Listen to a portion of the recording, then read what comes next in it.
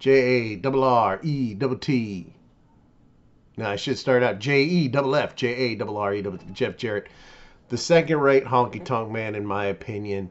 He was in Memphis, didn't get over, and that was his dad's company. That's sad. Well, hitting people with a guitar in WWE, didn't get over. Went to WCW, hitting people with a guitar, didn't get over. Back to WWE, TNA, everywhere he went, it just didn't get over. Now, some people might disagree with me. Just because you were made a champion doesn't mean you're over. Just because you're a top guy in a company you own doesn't mean you're over. I never thought he was over, but part of me understands why Tony Khan just hired him for AEW. I mean, the obvious is because he's a mark for anyone that worked for WWE. But the real thing is Jeff Jarrett has been around a long time. Now, he can teach the young guys how to slow down.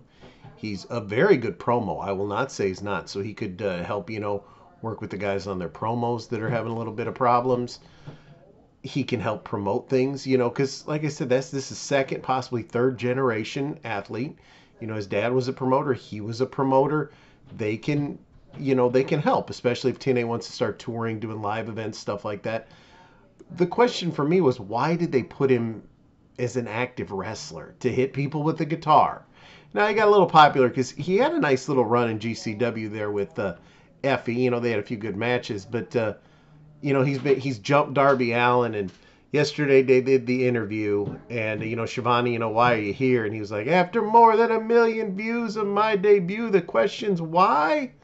When a friend, which I'm assuming he's talking about Jay Lethal, had to be, calls, a friend shows up, and I showed up, and we started our plan last week. Well, that plan, of course, was cracking one on Darby Allin, so they did make it official yesterday. Full Gear, Jarrett is going to have his match. It's going to be his third match. He had the match with Effie at the World on GCW, which is actually not a bad match. And then, of course, he was part of the classic Ric Flair's last match, where him and Lethal teamed up for the first time there, and they lost to Flair and Andrade Alidio. I think I said that right. Anyway, Sting and Darby, they're a cohesive unit. And Sting and Jarrett, they've actually had kind of a rivalry. They had this long, weird feud in TNA, Impact, whatever you want to call it. They had that big match at Bound for Glory. I think that was back in 2010. They have not encountered each other in the ring since then. So this will be kind of interesting to see what they can do. It's been 12 years now. And then the weird thing is when Jarrett was cutting his promo, he looked at Satnam Singh, or as Jim Cornette calls him, which I prefer this name, Zippy the Giant Pinhead, who in my opinion has zero talent. Zero. And if you think I'm lying, if he has talent, why have they not booked him to do anything? The guy can't even get in a ring. But anyway, they just book him to stand there. But he kind of took a shot at Braun Stroman. If you watch the interview yesterday, he's like pointing to him, and he was like, this ain't no make-believe monster who wears red skinny jeans produced by a banana-nosed circus. No, this guy's 1 in a billion.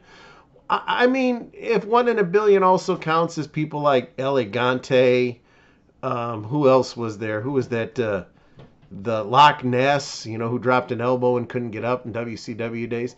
Yeah, there's some other guys there that are in a billion, if you're counting billion as no talent. Just my opinion. But, Jarrett's back. He's kind of over. I think the run in GCW, well, I shouldn't say a run, it's just one match. But, a few angles. I think that did kind of help him. He's a veteran. People are very nostalgic now. So, I wish this was a cinematic match, because AEW really did a good job with the Sting and Darby against Cage and Starks. I'd like to see this be cinematic, but it'll be kind of interesting to see them get in the ring again. So yes, that is official. Once again at Full Gear, Jarrett and Lethal are going to be taking on Darby and Sting. I'm going to watch Full Gear. I'm pretty happy with their pay-per-views. Shows I think have been lacking as far as the booking is really killing it, but that'll be interesting to see. I wanted to let you guys know on that. We're going to get Pitbull here. He's had some bad weather where he is. We're going to have a lot more to talk about.